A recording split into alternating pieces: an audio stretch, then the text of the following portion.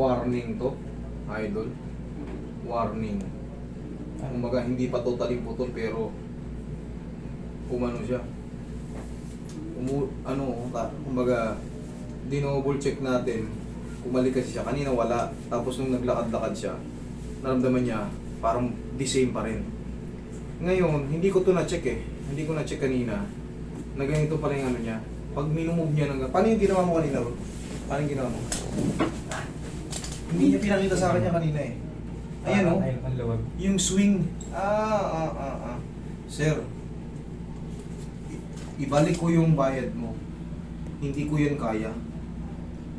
Hindi ko yan kaya. Ang gagawin mo dyan, makakalakad ka naman ng normal yan. Pero yung pag-swing, huwag mong galawin palagi. Kumbaga, huwag mong sanayin ganyan. Alam mo kung bakit? Mahihigit niya, indikasyon niya na nagkaroon ng putol yung native mo, yung ligaments mo. Yun ang totoo. Pero yan, walang walang masakit yan na ano.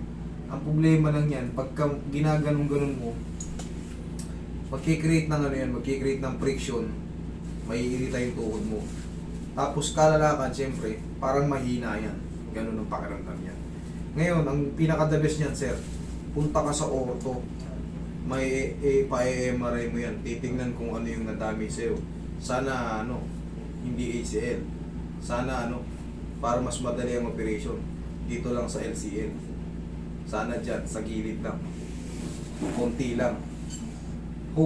Hoping tayo na hindi talaga totally patid.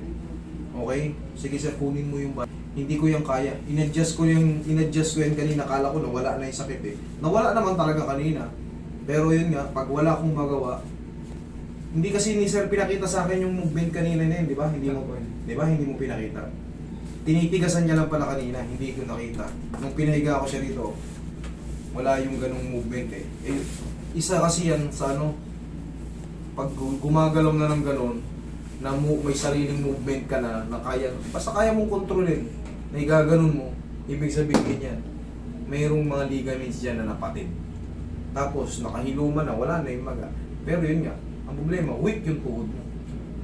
Kaya mong maglakad, kaya yan. Kaya mong mag-semi-run, pero hindi ka talaga yung makakapwersa ng tubo yan. Yun ang totoo. Ganon, di ba? Sige sir, kunin mo yun. Wala akong babayaran sa akin. Okay. Problem.